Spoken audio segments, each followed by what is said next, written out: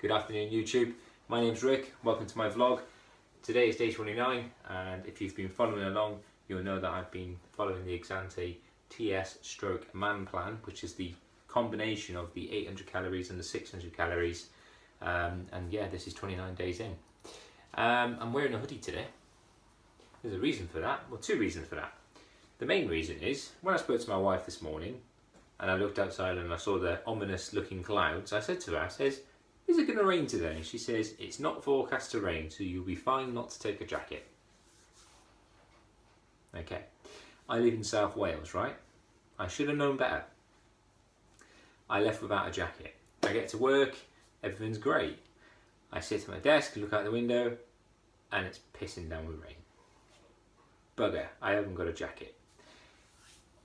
But I do have a hoodie in my locker. Now this hoodie doesn't actually belong to me. This hoodie was one that I purchased for a client to do a design on the front for. And I forgot about it. It was in my locker and I just totally forgot it was there, and I ended up buying another one for them in the end and printing that one out. So I thought I actually had a fleece in my locker, a branded fleece for the company I work for. But I found this hoodie. And it's a size medium. It's a size medium. Never in a million years did I think I would fit in a size medium again. I cannot remember the last time I ever wore a medium hoodie. I was wearing extra large previously. Now, fair enough, this isn't it's not the roomiest of hoodies at the moment, but it certainly doesn't look too small for me at all. The sleeves are at the right length. Yeah. It's not too tight around the neck. You can't really see, but my belly's not hanging out. It's just a decent sized hoodie. It fits. So I'm really happy. That there, guys, is a non-scale victory, isn't it? I know I'm losing weight because I can fit in clothes that I've never been able to wear. Well, certainly haven't worn for a very long time. So I'm so pleased with that. And then I got to go home, not just in a shirt, soaking wet, which is great. So yeah, it's day 29. I've weighed again this morning, and my weight is now 89.5 kilos, which is just incredible, absolutely incredible. I'm not seeing so much reduction on the waistline at the moment. And I think that's partly because I haven't measured my waist for ages, because I'm just looking now on the counter and I've just found my tape measure. So I'm going to measure my waist in the morning so I get a more accurate reading. I lost it ages ago. Now I've just found it. So my waistline is still currently 35.25 inches. Until tomorrow, hopefully, I'll measure it and we'll see a reduction. And if we're not, then fine. But this hoodie tells me that we are going to see some results, yeah, some positive results, which is just epic. So 89.5 kilos. So I've only got 13 more kilograms to lose, and then I've hit my goal weight. 13 kilograms to go. It blows my mind thinking about how little I have left to lose. And it's only been 29 days. It's just incredible. So at this rate, I should be done by 60 days easily, hitting my goal weight. So I'm starting to really, not panic now, I'm starting to really sort of focus in on what my next step is going to be, because I don't want to get to my goal weight and then not have a plan in place. So yeah, I'm really keen to get that sorted, get that under my belt, So I've been working on that macro spreadsheet that that I was talking about yesterday. Looking at recipes, sort of getting into the mindset of calculating my macros, and then looking at weighing different products, foods, not products, because it'll be real whole food, okay, and just sort of understanding where to find that nutritional information, and actually understanding what nutritional information means as well, because I've never had to look at protein, carbs, fats, you know, sugars, fibre, vitamins. There's all sorts. I've just never had to calculate any of that before. So my spreadsheet, at the moment, I was going to do micronutrients, but I'm just going to stick with the macros at the moment. And then in the future, if I get the opportunity, I'll then include all the vitamins, minerals, you know, cholesterol and all that type of stuff. I'll get all that in there as well, but it's going to be one hell of a database that I'm building. So far, I've input probably 2 full recipes that I've discovered off YouTube. Vegan recipes, fantastic.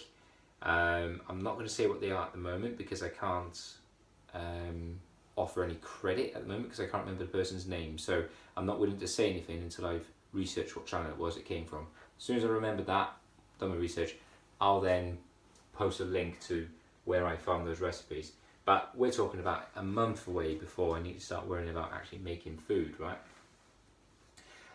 But I want to be in a position where I can start introducing those food items back into my diet. So I'm doing a lot of research about reverse dieting.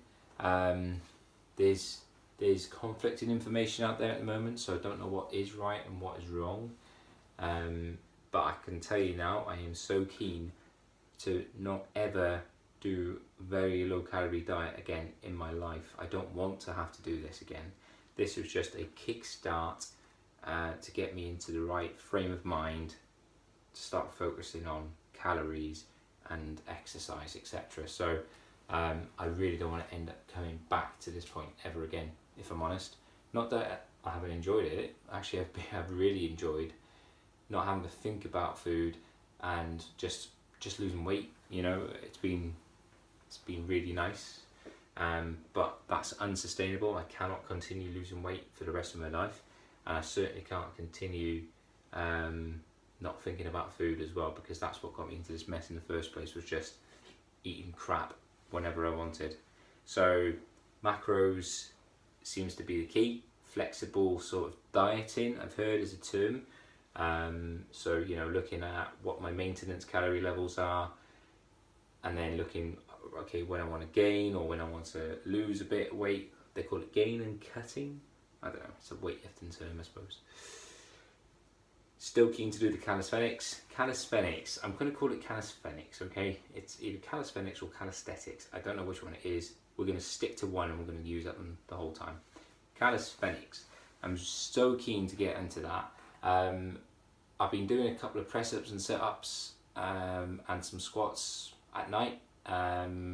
Just 10, you know, just getting myself slowly, you know, sort of working into a routine of just 10 set-ups, 10 press-ups, 10 squats per night, before I jump in the shower, before I go to bed, basically, just to get, you know, into a routine. That's all. And I'm really pleased to say that I'm finding the press-ups, the sit-ups and the squats so much easier now that I've lost a lot of weight. Although I can't do more than 10, I haven't tried, but I know that's ridiculous if I were to do that, you know, because I haven't got enough of a calorie sort of intake to maintain that. It's just enough to keep the blood going, shall we say. But when we're looking at reverse dieting, I'll probably spend the first week just concentrating on finding what my maintenance calories are without the exercise, and then once I've established the correct macro sort of level, I guess, whatever you want to call it, I'll then start introducing calisthenics. Yeah, calisthenics. I'll start introducing the calisthenics the following week after that. So that's really exciting. Really looking forward to that. I guess in my mind, my absolute end goal, well, actually, the end goal is to just maintain good health and fitness, right? But where I'd like to see myself in the future is a great looking body. Naturally, that's what I want. I want it to look natural. That's important as well. I want to be plant-based only. I don't want to rely on any animal products at all in my diet. So that's a challenge because there's, although a lot of information out there, it's not, in my mind, it's not as easy as just eating meat. You've really got to think about things, you know. But it's a challenge I think it's worth going for because of various reasons. And also, in terms of strength, I want to be able to easily lift my own body weight, pull-ups, chin-ups, and all that sort of stuff. I desperately want to get back into rock climbing, and being able to lift your own body weight and sort of move up a rock face, you know, it's so important, and it makes it more fun if you can get to places where other people can't, right? So that's where I'd like to be. And I think this time next year, if I haven't done a marathon by this time next year, then I don't think I've done as well as I should have done as well. So there's a marathon at some point. That's a major milestone, and I would love to get back into competing rock climbing competitions as well. I used to do that a lot when I was in the army. I used to climb for the army, certainly for the regiment anyway, not like representing the British Army. So I used to go to sort of corps climbing competitions and all that sort of stuff, and yeah, I used to compete. I never won everything because there was always someone bigger, better, fitter than me, but it was fun. That was the important thing. So yeah, I want to get back into competing, doing rock climbing, and swimming. I'd like to introduce some swimming as well because I'm a rubbish swimmer, so I need to get better, and the best way to get better at something is by doing it. So I'm going to do that as well, but I've got to get the calories right. That's the important thing. 600 at the moment, 800 on my food weeks, and after that I need to calculate the macros, get them to the right thing. I have an idea already in my mind what that might look like. Not going to say yet because it's going to change because I'm losing weight still. Once I've got my weight to the right level, I'll work out what my macros are going to be, and then it'll be a case of introducing foods. Now, question for you guys is, when I'm introducing foods, do you want me to show you the food? I don't know, to be honest. I'm not a chef by any stretch of the imagination, but I'm quite happy to film some of the foods I'm making, or at least show them. I don't know. I don't really know, to be honest. What sort of channel do you want this to be after the Exante part of my journey finishes? Do we want to keep it as a daily vlog like this, or do we want to start incorporating different things? You know, maybe some of the fitness elements, some of the exercises I'm doing, or some of the food stuff as well. I don't really know. I'm quite open to ideas, so let me know in the comments. But until then, today's been a great day. Looking forward to uploading some more content tomorrow on day 30. That is a real milestone because that is officially 1 month in this plan. Yeah, so, and hang on, by the way, we've come a long, long way, by the way. We have come a long, long way. So my daughter brought home some biscuits from France. And I used to love biscuits, and I say used to. She brought home some biscuits. So they're like shortbread with jam in them, yeah? When I used to live in Germany, I'd often travel through France, and I'd buy these, and I would smash the entire packet just instantly. She brought them home for us to share, bless her. And because I'm on my diet, she says, at the end of your diet, we'll open them. So they're still sealed.